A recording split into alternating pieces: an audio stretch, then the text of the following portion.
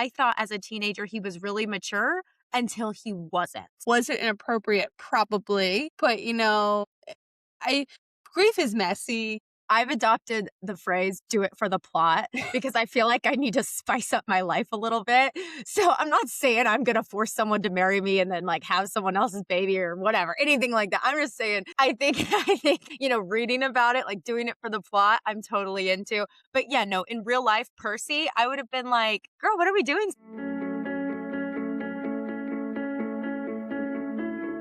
Welcome back to Booktalks Podcast. This is Kayla. And Marissa. And in this episode, we are discussing Every Summer After by Carley Fortune, and we are doing this pre-watching the show. I did watch one episode with some friends, but it's in the back of my mind. I'm taking it out for this podcast. We will be doing part 2 with the show review. We have to watch the show now. But this is a reread for me. I do like this. This is your first Carley Fortune book, though. It is. It's my first Carley Fortune book. I always see her books pop up on like the Goodreads giveaways, and I always enter for them, and I never win. But no, I really liked it. Gosh, I don't even know where to start with it. It's way more emotional than the last couple romances I don't know. I can't remember the exact last romance we read. I just know this one was very emotional and kind of had that angsty, like they want to be together, but they can't. And life has moved on and there's this drama and blah, blah, blah. And so like, I don't know. I kind of enjoyed the tension of all that. So this one's not my favorites of hers. So I have read every book she's published because she kind of does every year. She'll publish a book like late spring. So I've always picked it up for the summer. She has gotten to the point where she's releasing them in hardback, and then a year later she does paperback, similar to Emily Henry. So I do not own the last one yet, but I will. I like this one. I don't really know my complete ranking. I always struggle with pacing when it goes back and forth in timelines. I don't love that in a book, but I do think she does it well. And the second time around, I enjoyed it more than I did the first time around. That's why One Golden Summer is like my favorite book she's ever written. Well, I really want to read One Golden Summer because it's about one of the other characters in this book, Charlie. Also, should we give a spoiler warning? Yes. So, spoiler warning, we were spoiling everything. Maybe if you watch the show, I heard it's very different than the book and they really dropped the ball on that. So maybe we'll spoil that in coincidence because we just don't know. But yeah, spoiler warning. You should probably read the book first before listening. Yes. But you mentioned the rotating timeline, and I am curious to see how the show adapts that, because as I was reading this book, I obviously knew in the back of my mind it got turned into a show. First of all, this book is very fast. Like I got through it in pretty much a day. I think I started it the evening before, but then I was done by the next day. So like it's a very quick read. And so already the show doesn't have a lot of material to work with. But then half the book, they're dealing with teenagers, and the other half, they're dealing with adults. So you're going to have 2 different casts there, but I'm assuming, although maybe they'll use the same person and just make them look younger. I don't know. But I think the show is really going to have to fluff up a lot of the like present day story, because there's not honestly that much going on in present day. I feel like there was more going on when they were teenagers and kind of unveiling that story to get to what was the pivotal moment that made the relationship break.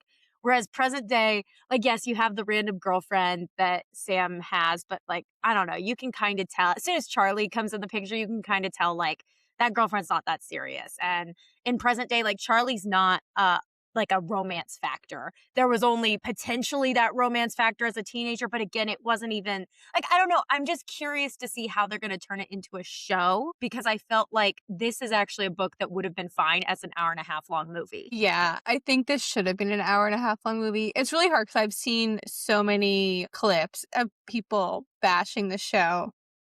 So I'm not looking forward to it as much as I looked forward to Off Campus because everyone loved that, which is crazy because it's the same, like they're both Amazon Prime. So like, I don't know. And they have announced that they're doing One Golden Summer as well. So I would say that. I do want to correct myself from a previous episode. I actually forgot what episode it was, but all her books do not take place in the same place. So this one and One Golden Summer take place at Barry's Bay.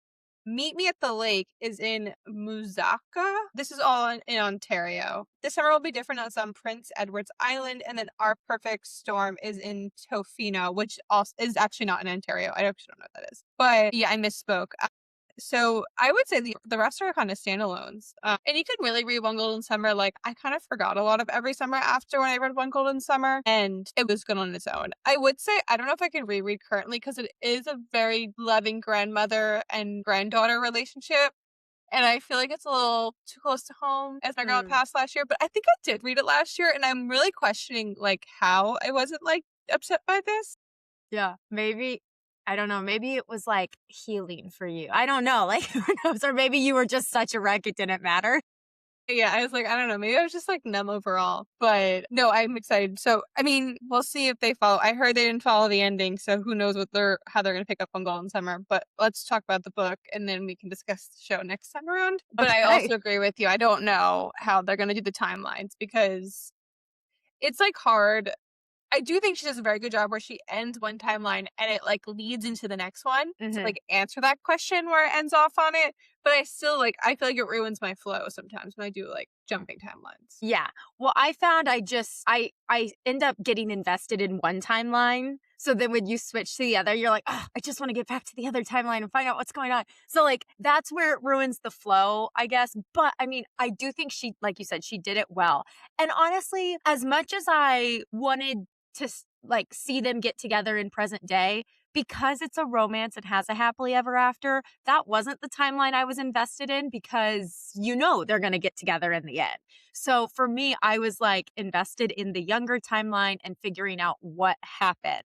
But speaking of that, I do feel like Percy has had some issues. So, like her and Delilah's friendship. I don't know if Delilah was a good friend or not. Like, I kind of go back and forth on that because at first the book starts out with them no longer being friends.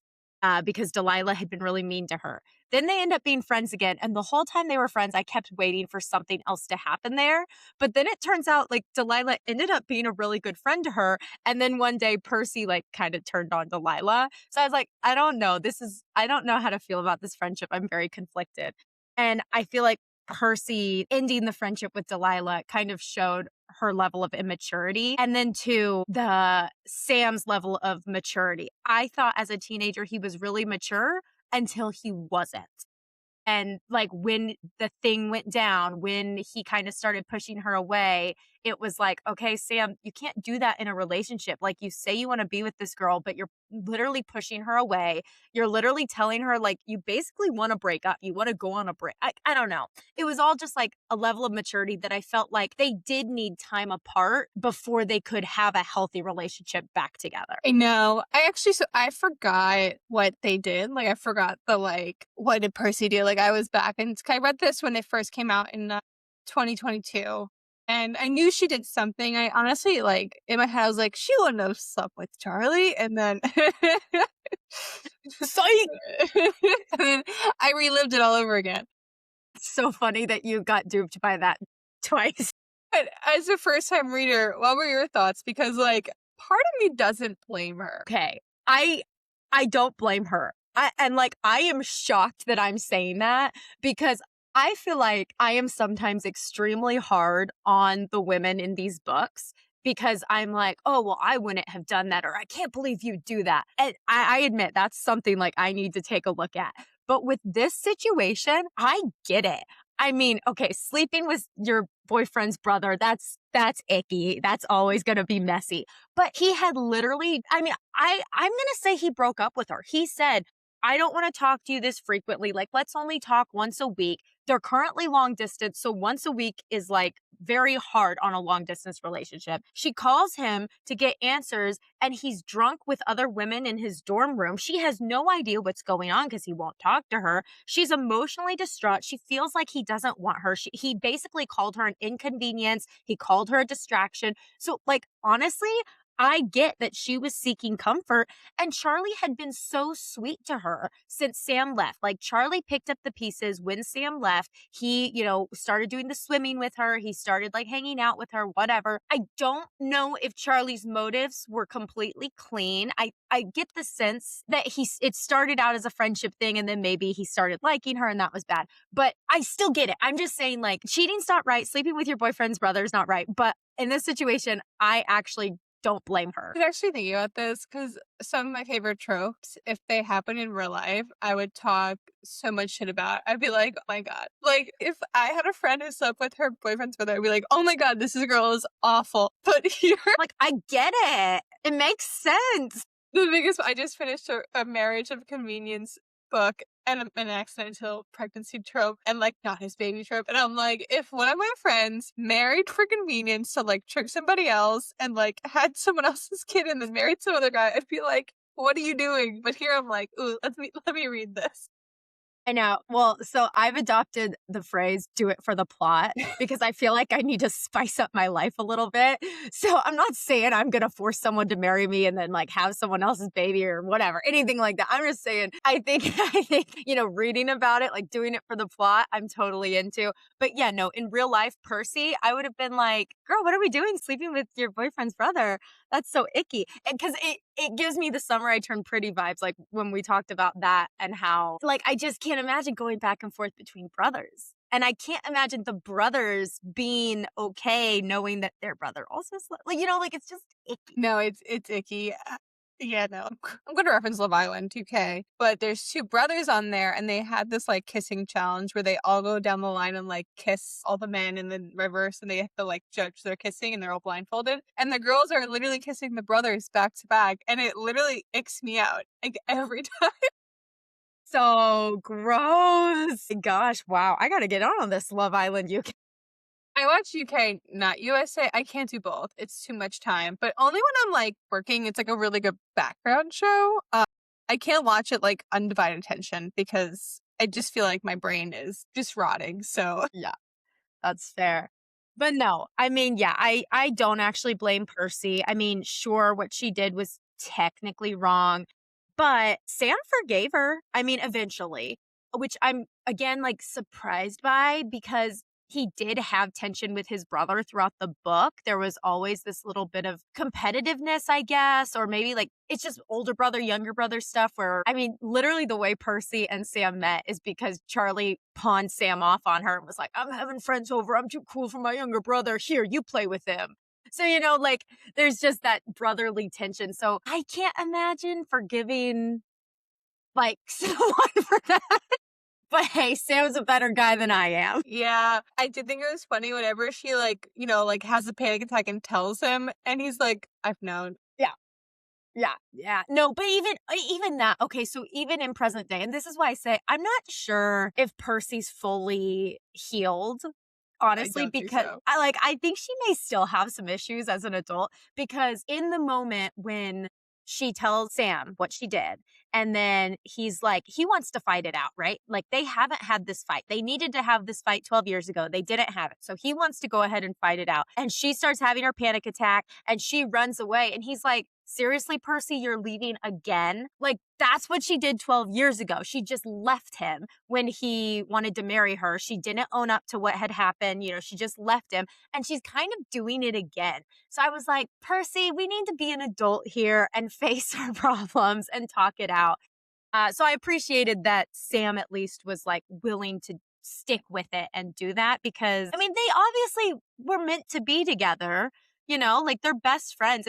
I think best friends to lovers really is just superior. Like having all those inside jokes, like when her and him were drunk and then the girlfriend showed up, but like even still, they had their inside jokes. I was like, they belong together. No, I'm happy he forgave her. Yeah, I feel like she was a little immature throughout the entire book, which I feel like is an only child thing. So it's funny you bring up that she's an only child because what happened to her parents? Like they skipped, like they were there. So she's this like rich only child who gets a second home at the lake. Like everyone else who physically lives there is kind of poor because it's more of a tourist town. And so these rich tourists come in. So she's this rich girl with parents who are like, we are la-di-da. We don't want you playing with the other teenagers. And like, but they're supportive. They end up liking Sam and Charlie, whatever. And then in present day, no mention. I was like, do we get a conclusion? Like, do they get to know that she wound up? Like, are we all good? I thought that was kind of an odd thing to leave out, I guess. Well, she mentioned the first chapter that they're on a 2-week cruise with no cell service. And essentially this part, like, the whole book takes place in like a week. It's like 2 weeks. Yeah, Like it's yeah. every summer, but like present day is only a week. So yeah, they're away. They're actually on vacation throughout all of it. You know what you just said that reminded me? Okay, it takes place basically in a week because Charlie and Sam's mom died, Sue, and she returns for the funeral. So it takes place leading up to the funeral and the funeral. How would you feel if your son got it on with his ex-girlfriend out in his truck on the day of your funeral? See, I think Sue would be fine with it because she told Charlie to call her. That's true. Was it inappropriate? Probably. But, grief is messy and people deal different ways, distract himself in different ways. So I think Sue supports it. Mm. I am shocked. I would feel really I feel like Percy didn't have enough guilt for leaving Sue. Like Sue was like a second mother to her, was there for her through all of this stuff. And then as much as she left Sam, like she left Sue too. And then Sue got sick and dies. She doesn't know about it until the end. Like I would be beating myself up for that. I know. Well, and I feel bad too because Sue ended up knowing what she'd done with sleeping with sleeping with Charlie. So like that's another level of guilt and shame I don't think I could ever overcome. Like I said, I think I said this in my review, or I said it in our Fable book club. So guys, if you're not part of our Fable Book Talks book club, you should definitely join because this was our book of the month. But I responded to someone in chapter 19 because in chapter 19 is where it's the quote about Charlie said, well, Sue told me to call you. She knew Sam would need you. And so someone posted that quote. And so I responded to it with like, I really hope Percy can deal with the guilt and shame. No, because she can feel confident that Sue knew that Sam and her were meant to be together, if nothing else as friends, right? If nothing else, that Sam would need her. And AKA, I feel like that was Sue being like, I forgive you for whatever messy stuff you did with my boys. Not that I feel like Sue would have ever really held that against her. Like Sue was really cool, and like the scene when Percy slept over and Sue sat her and Sam down and was like, "Look, you're both getting older, and here's what we need to talk about." And she just like laid it on the table, and then she was like, "And Percy, you don't take crap from boys, not even my boys."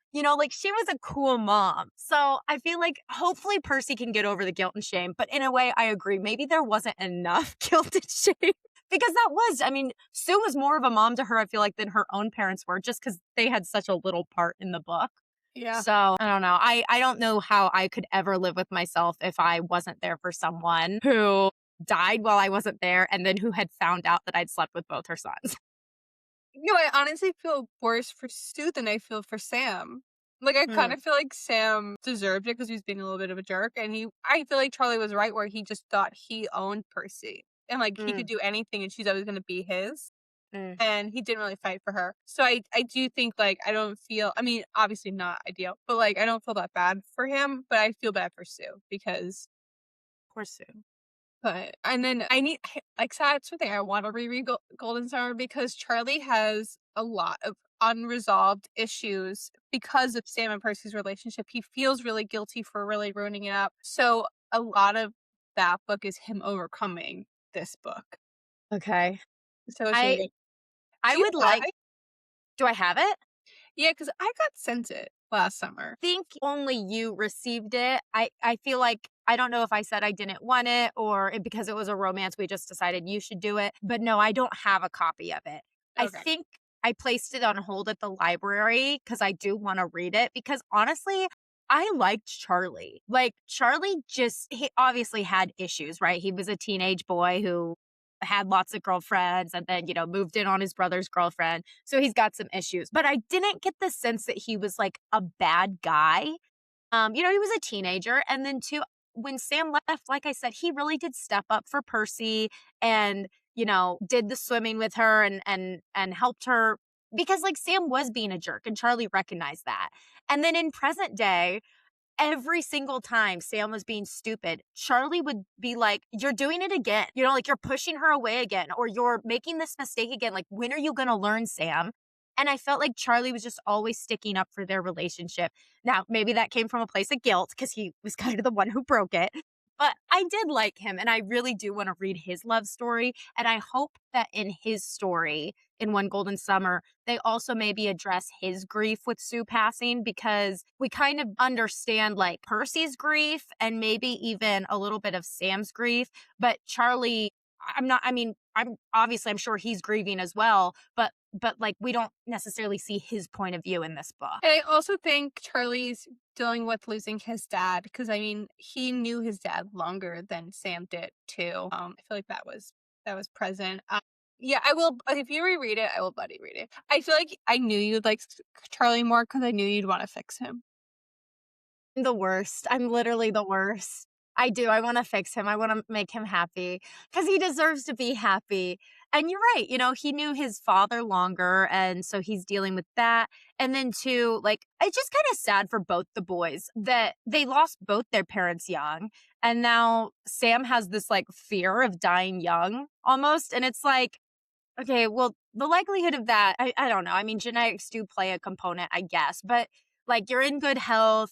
You can't live your life in fear of dying because, like, we're all going to die. So there's a movie called What About Bob, where there's this like 12-year-old kid and he goes, "We are all going to die.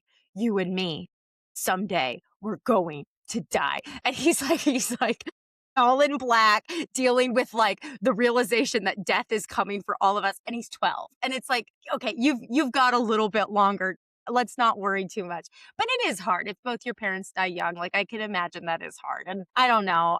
Sam getting stuck in that town when all he ever wanted to do was leave, which is ironic because all Percy ever wanted was to be there. So are they gonna live there now forever? I don't want to ruin One Golden Summer, so I'm keeping my mouth shut on there. But I would say I don't know what Sue. I forget what Sue died of, but I know that the Cancer. father died of like heart issues. That's why like Sam runs so much. So I do, yeah, like that. The fear is always present.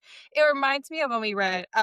Did you read the second book of the Bridgerton series? No, I didn't read it, but I know Anthony's fear of bees. No, yeah, he's scared of bees because his dad dies of bees, but he's also scared to like live past like I forget like 30 or something really young because they got married really young. But he was scared to live past that age that his father passed on. He just like assumed like he would die at that age too. Like that's just how it worked. So it kind of gave me that reminder as well. I do love the childhood parts more, I think. I do feel like it did make me feel a little icky when they were teenagers like fooling around. Like I can't believe I used to only read YA because I'm like, these are children. Yeah. Yeah. Like literally, I don't even, like, when we were children, it was fine. But now that well, gosh, I'm 31. I got to stop saying I'm 30 because I'm 31. But now I'm in my 30s. I'm like, I don't want to read about high schoolers like feeling each other up and stuff. Like they are minors. That should be illegal. No, it's like so uncomfortable. And we were both like strictly YA. I remember we really both had a hard time finding our niche in adult romances.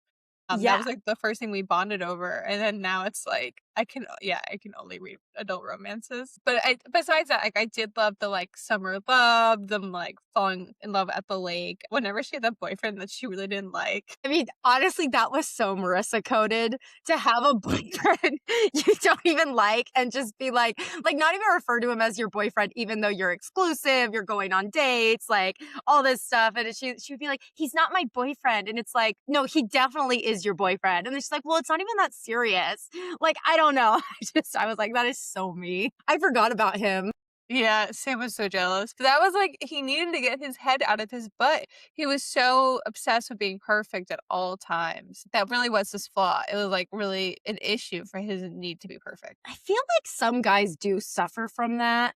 I mean, I haven't found one who wants to be perfect, so can't relate. But I feel like that is a theme sometimes I see where like a guy isn't ready to commit because he's not good enough yet. And it's like, okay, you're never gonna be good enough because like we're human and we make mistakes. And that's kind of the point of the relationship, is that you're growing together. So I see that. I mean, I don't see that too often because I don't talk to too many guys, but I do like, I know that theme kind of exists. And yeah, Sam was definitely giving, oh, I have to be good enough. I have to be perfect. But then too, even him being like, our friendship is so good, I don't want to mess it up. I'm like, dude, Taylor Swift said, ruin the friendship. So just do it. No, seriously. I do say, like, I kind of want to take a vacation at Barry's Bay. Should we go to Is it, Canada? it's on a lake, right? Yes. Okay. Do you prefer lakes over beaches? Because I know you don't like big bodies of water. I mean, I don't like getting eaten by sharks and stuff. So, but lakes do have snakes and other things in them. So, but when I was a kid, we had a family friend that lived on a lake and they had a boat and we would go tubing in the summer. And it's like one of my quintessential childhood memories is like, that's what you do. You go to the lake and you go tubing and you try and hit the waves and all that stuff. So I do love a lake. I just don't know what's under the water and that scares me. One of my favorite places to go is Lake George in New York, and it's like this beautiful lake, and I'm like obsessed with it. Like, I think I would want to have my bachelorette trip there if I was to do one. Just get a cabin and then have designated reading hour and make everyone have to read a book for Required reading. reading hour, lake time. No, yeah, I feel like this is the perfect summer read if you want a little more emotion. Yes. Your perfect bachelorette trip sounds like adult summer camp with like activity schedule. We'll be reading, then we will be lake, then we will be crafting and then reading. That's what I love to do. I think I actually said to my friends, I'm like, I want a camp themed bachelorette. Friendship bracelets, books, campfires, bonfires, all that jazz. Percy's childhood kind of was great that she just had to go up there in the summer and just experience it. But I do think like they're in Canada. I'm in New York, and like, I only get like 3 months of the year that it's like warm enough to go in the water. They must get like barely 2 months. Are they just built differently? They might just be built differently, or maybe, they only get a few months. Yeah, I don't know. I've never actually been to Canada, and I don't know how deep in Canada Barry's Lake is. Like Barry? Yeah, Barry's so Cove? I've been to Toronto, which is like it's actually like an hour flight from New York. It's like right above New York. Okay. That's where your old client, my current client, that's where they're based out of. And then it's 4 hours drive north, I believe. Wow. Then it's gotta be cold. No, yeah, that's why I was like, they're there for a while. Like, it's like a long time the summer is. And I'm like, how are you guys not freezing? Like, I can barely go in the ocean now. Like, it's just warm enough. I guess the ocean's different, but I just picture Canada being really cold. New York is the farthest I can go from the equator. Yeah. No, they're probably built differently. I've seen those clips of like Norwegians out in the snow in like shorts and flip-flops, like different people in different climates get used to different things. So they're probably just built differently, or they just have a shorter time that they can use the lake. But I personally like a colder climate, which is why it's crazy that I'm here in Phoenix. But whatever. No lakes here. I think we talked about everything in this book. That's why I don't know how they're going to turn it into a show, because there's honestly not that much like character list. There are literally 2 parents, Sue, Charlie, Sam, Percy, and Delilah, and then that random other boyfriend. So like 8 characters, I would say 3 of which aren't even important. So you kind of have like 5 somewhat important characters. And then there's like, we talked about the past, we talked about the present. The only thing we didn't talk about, but I kind of hinted at their inside jokes. You had mentioned friendship bracelets. They had those friendship bracelets. I thought it was really cute every time they were like, promise, and then they would tug on each other's friendship bracelets. But okay, now we have now covered every single thing in the book. Yeah, I guess it's time for our game. Goody. I do love a good game. Okay, so speaking of camp, we're going to make this camp themed, and you're going to just either keep it or leave it. I'm going to give you 2 options. So first one is lake house or beach house. I don't know. Beach house. Okay, summer fling or childhood friends to lovers. Aw, childhood friends to lovers. Isn't it canoe or paddleboard? Which am I less likely to die in? Paddleboard on the lake before, and I feel like it's relatively easy. I have not paddleboard in the ocean. I feel like that would be really hard. That would be hard. Yeah, we'll say canoe if someone else is doing all the steering.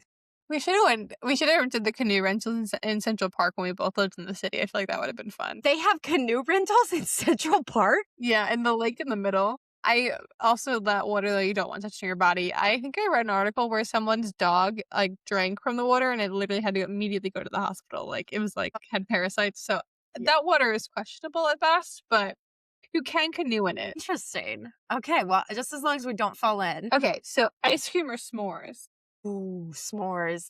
Sunrise swim or sunset swim? Like a sunset swim. Speaking of swimming, they did a lot of skinny dipping. They did. Yeah, no shame. They did a lot. This is wild. Okay, back to the game. Cabin with no Wi-Fi or luxury resort. Ooh, you know what? Our cabin with no Wi-Fi and just reading. That's the way to go. I know, we need to book a trip ASAP. Okay, reading on the dock or reading in a hammock. Reading in a hammock. Summer camp or family vacations. Summer camp. I don't want to go with my family. Fireworks or stargazing. Love both. I love both, but I do love looking at the stars. Okay, so we can do one other game, and this is drafting your perfect summer romance. Okay. And I'll do this as well. Okay, so what is the setting? It could be a lake, a beach, a small town, or a summer camp. I don't know why they're doing a summer camp part. Interesting. I mean, okay, is it an adult summer camp or am I a child? It's an adult one. Let's go with adult. Well, I think that would be fun, but I think I'm going to go with a small town. I'm going to go with the beach just because I'm like here. Even though this book makes me want to pick a lake, but I do love my little beach town. Okay, trope. Do you want friends to lovers, second chance, forced proximity, or childhood crush? Ooh, I think in a small town, let's do a childhood crush. Ooh, that's a spicy one. Yeah. I'm going to do friends to lovers. Okay, the date, you could go on a boat ride, a bonfire, a farmer's market, or a carnival. Ooh, like so many of those. I think, man, shoot, am I just redescribing the summer I turned pretty? Because I was going to say a carnival, and then I was like, wait a second. You are Belly. We're the brothers. Okay, one last question. Oh, I'm going to pick a boat ride. I'm feeling a boat lately. Okay. Yours is like so mature, and mine is so high school. Okay, the hero is a carpenter, a lifeguard, a camp counselor, or the local bartender. Ooh. He's a lifeguard. I was gonna do lifeguard as well. Although I didn't really love any of those options. Bartender would be good if my setting were different. Like if I were up in the cabins in the woods and like he's a burly bartender man. But I was giving very much so Conrad Fisher. So I'm going to go with lifeguard. That's so funny. Yeah, so I guess to give summary, I'm in a beach town. I'm friends to lovers. We're going on a boat ride. And I'm dating a lifeguard. I don't get how people say this is like the summer I turned pretty. Don't get it either. Because leading into this book, I kept hearing that and I texted you that and you were like, I don't really think it is. And so then I was like, oh, now I don't know what to think as I read it. But it's nothing. It's nothing like the summer I turned. Like going back to she stooped me twice. I forgot that she actually slept with Charlie. I honestly thought they just like kissed. And that's why I was like, I really don't think it is. But they didn't, like, it's not like she dated him. It's not like she got engaged to Charlie. She made one mistake and immediately freaked out and had like a panic attack. Yeah, like this was not a love triangle in any way, shape, or form. Like she only had eyes for Sam. And it wasn't until Sam pushed her away that she happened to just fall into the bed of Charlie. You know, accidents happen. You slip on a banana peel. All of a sudden, you're pregnant with Charlie's kid. It's fine. Ooh, that would have been spicy. Wouldn't that have been a great little twist? No, so I'm just, no, it's nothing like the summer I turned pretty. There's no love triangle. An accident happened, like you said, she immediately regretted it. People kept saying it's adult summer I turned pretty. They're two completely different vibes. Like not even in the same, like I'm not saying one's good, one's bad. They're just different vibes. You can enjoy both, but like this is not that. And that's for the best because I don't think I could have read about her sleeping with both brothers going back and forth. Yeah, I don't. And I think honestly, this is like a little more immature. Like everyone's saying it's like an adult version of Summer Turned Pretty. Like honestly, like half of it was a YA novel. Literally. I mean, they were children for at least half the novel because you read about them as teens. And then even as an adult, Percy was still a little immature. So I'm like, I wouldn't consider this. I mean, it is adult, but honestly, it's like a mix because, half the book's YA. Yeah. Overall, very good read. I am excited for the show. I hope it's not as bad as everyone's saying, although we do our best work when we don't like things, So hopefully it's terrible. No, I feel bad that people are like hating on it, but we'll just have to be honest. You know, Off Campus was so good that I am worried it's no matter what it is, it's going to be a bit of a letdown. But I'm going to go into it with an open mind. I have no concept for what the character should look like. So I'm willing to accept what they give me within reason. And hopefully it'll be a good one. I do have one recommendation if you like this book, and it is Love in Other Words by Christina Lauren. It gives me a very similar vibe. Yes. On my physical TBR. It's not the same, but I would say it's very similar vibe. There's alternating timelines. Yeah, no, it's a good one. I think I liked it better, actually. Maybe I can knock it off my TBR for the month of July. Yeah, I recommend it. It's it was a good read. But okay, we'll wrap it up here. Thanks for listening. This is Kayla. And Marissa. And make sure to follow us on Instagram and TikTok at Booktalks Podcast. Subscribe and join our Fable Book of the Month Club because this is the book of the month for June. And we are still deciding on July's book.